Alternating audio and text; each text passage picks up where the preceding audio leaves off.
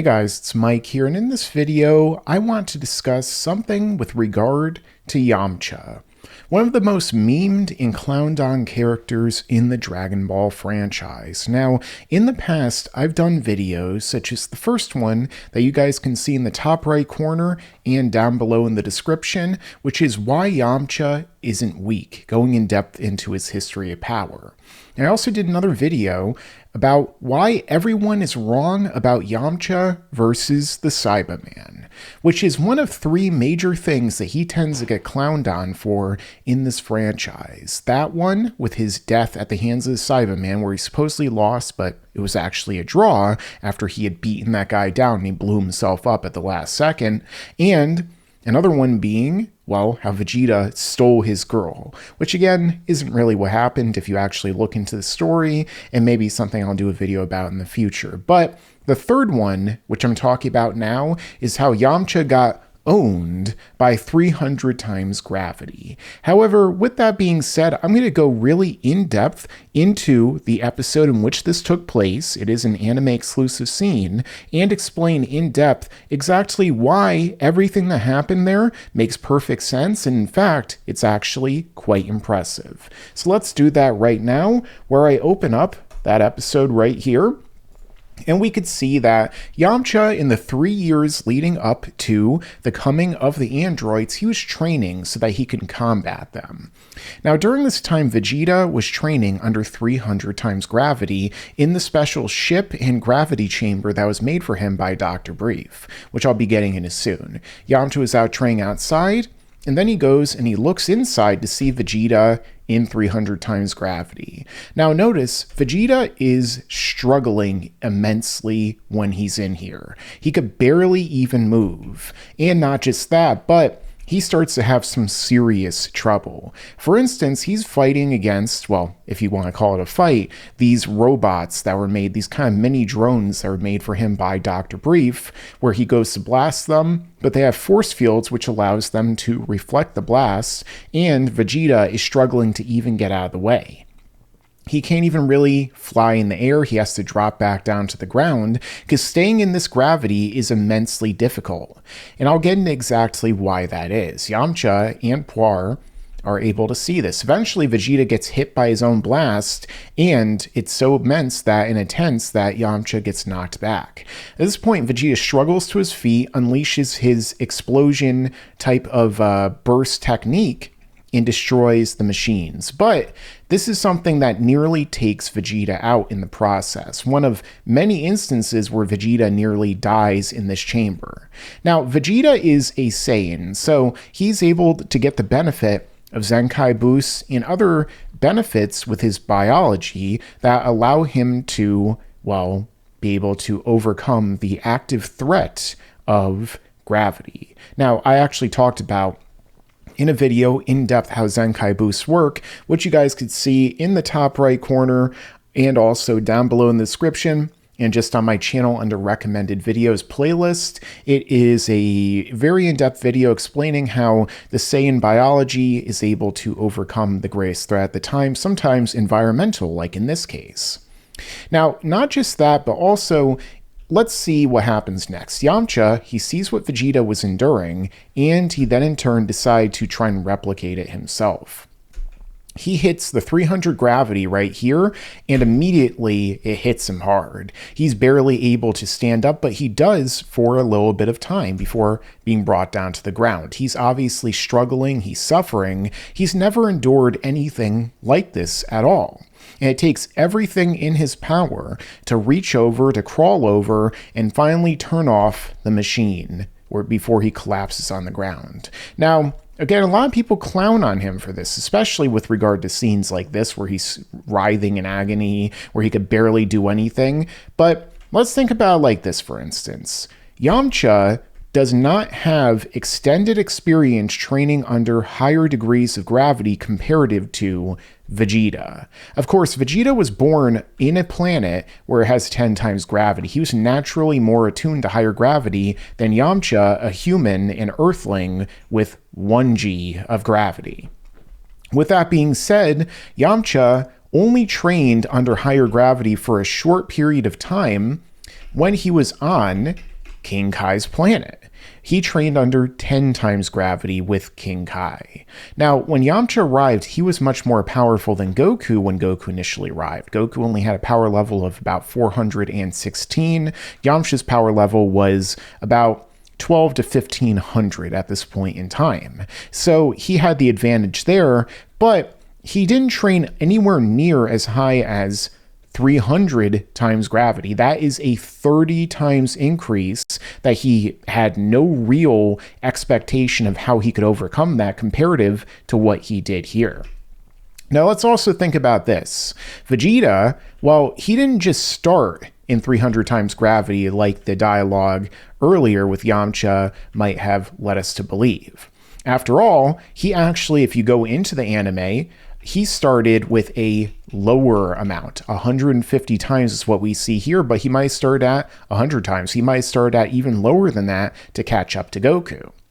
Goku trained in 100 times gravity maximum. Vegeta, he was in 150 here, and he's struggling to lift himself back up. He isn't exactly doing it easily. After all, this is 15 times more than Vegeta ever experienced, as far as we know, on other planets and everything like that. Maybe if Vegeta did, in fact, go to planets that had, I don't know, 20 times gravity, 15 times gravity, 30, we don't really know.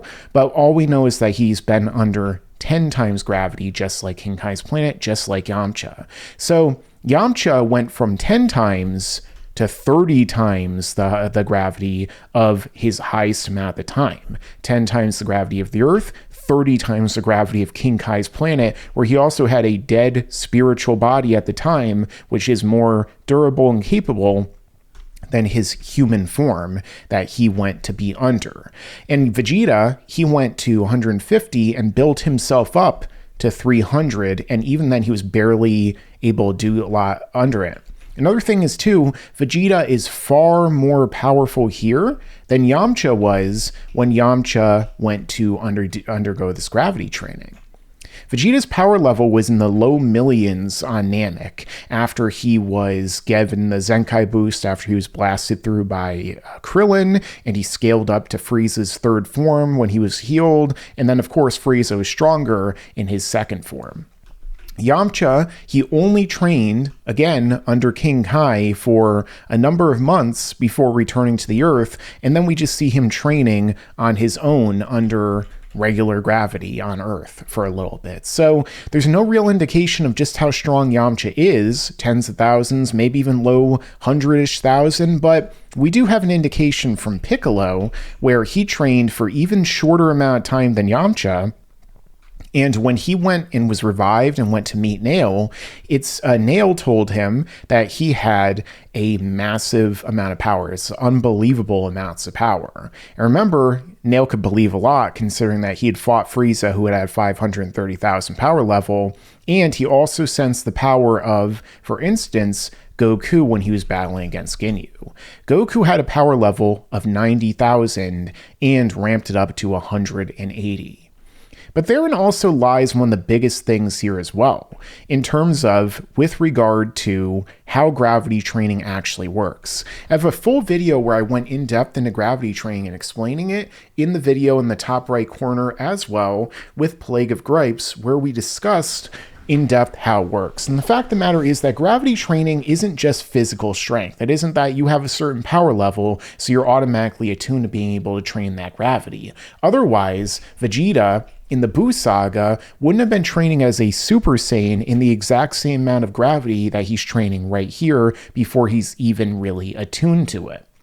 It all comes down to ki control, how much you can utilize your ki and shroud your entire body in a certain amount of protective capabilities to where you can offset the amount of pressure, the amount of gravity and density and everything like that. You are constantly combating it, and then only applying the amount of power, the amount of gravity and force on your body, which allows you to train yourself. Otherwise, Vegeta wouldn't have been training in anything under thousands of times gravity, who knows, millions of times gravity at that point in the Buu saga in his Super Saiyan, and obviously Trunks wouldn't have been able to enter the room. Yet when Vegeta was in there, he was straining and stressing a lot. Now, Again, this goes to Yamcha. Yamcha might be more powerful right here than Goku was when he was, of course, in his base form fighting against Ginyu before using the Kaioken. However, Goku, he started out with a higher gravity with a lower power level than that. He was able to get up to the power of 100 times gravity and being able to essentially master it when he was, well, what? 90,000 or less. But think about this. When Vegeta goes to Dr. Brief with a power level in the millions, what does he say? Dr. Brief is shocked because he says he wants to build him a 300G room.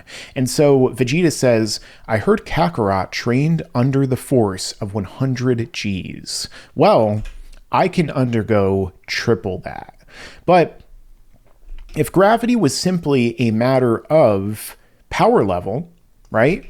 Then Goku, who in even his Kaioken times 10 at this point in time, which he says he might be able to pull off after this part of his training and getting a ton of Zenkai boosts and everything like that, he says that he could probably do that here when his power level at maximum would be 900,000. However, with that being said, Vegeta is multiple times more than that in just his base without using a Kaioken ability. So obviously he would have to be able to utilize 30 times, right? If it was just power levels, but it isn't. It's about ki control and how you could utilize your ki to withstand a certain amount of energy. And Vegeta, millions of power level right now, is barely able to withstand 300 times gravity and almost dies multiple times enduring it and has to undergo Zenkai after Zenkai after Zenkai to endure it. So another thing I do want to point out too is look at what Dr. Brief says about Vegeta as well. Vegeta, assuming that you weigh 60 kilos now, so a little bit over 120 pounds for Americans, 2.2 times 60. So that is, whatever the metric system says. And you would end up weighing 18 tons, right? So think about it like this. Vegeta, well, he's not exactly a very large man compared to Yamcha, right? He's like 5'3", maybe, maybe 5'6", if we're being really generous, using like wrestler heights, like Rey Mysterio or something like that. Yamcha, well, on the other hand, Yamcha is like between 5'10", 6 feet tall. He is much larger than Vegeta, which means that going by the very simple, supposedly for an American, it's very difficult, math that we have here that Dr. Brief says, Yamcha would weigh a lot more than Vegeta does and have more surface area for the gravity to be affecting and for him to need to extend his force field of chi and ki to be able to withstand it than Vegeta does. And yet Yamcha goes 30 times the maximum amount of chi the gravity that he's ever been under, over 30 times G's more, 300 times gravity, and he weighs more and is taller than Vegeta, and thus it would be impacting him even more, and he has historically less exposure to gravity training than Vegeta does, who literally was born with a species that evolved under 10 times gravity, whereas Yamcha is a human being. And yet he endured it for this long. I mean, in real life, most people would just die if they were under this amount of gravity for any amount of time. For the most part, they would just they would explode. Their brain would turn to liquid in their head and their heart also, and everything would just like become liquefied. And then the vampires would just drink their milkshake up, right? But the thing is that, in this case, Yamcha, he was able to endure it, even for, it seemed like it was a couple minutes for us, but in Dragon Ball, it could be for 2 seconds. Who knows? Fact of the matter is, he was able to endure it. And so really, even though this is something that's always laughed off and clowned on, he got owned by 300 times gravity, it's actually not something to really mock. Because even if you want to say this scene might have been played up for laughs, which it isn't, it's more for tension, not Tension Han though, maybe he could have withstood a little bit more, who knows. Fact of the matter is that Yamcha, well, he isn't worth clowning on for this scene, aside from maybe, taking on way more than he could chew, which is kind of a Yamcha thing in a nutshell, right? The fact is that Yamcha, he was showing off the ability to really survive something immensely difficult that he himself was in no way prepared for, and was able to still, well, be alive by the end of it. They didn't need to resurrect him with Shenron or anything like that. If they did, maybe it'd be a little bit more justified to clown on him for this. But either way, Yamcha, he only got stronger from here, getting a power level in the millions in Dragon Ball Z, and eventually, well, way more than that in Dragon Ball Super, if we want to go by the Dragon Ball Super manga with the Moro arc, for instance, becoming once again one of the most powerful Earthlings on the planet.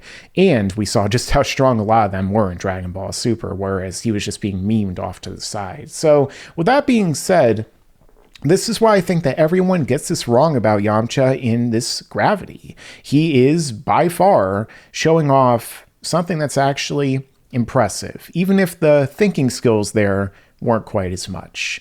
But thanks for watching, guys. Make sure to like, share, subscribe, and stick around for more videos to come in the future. Y'all, you better subscribe.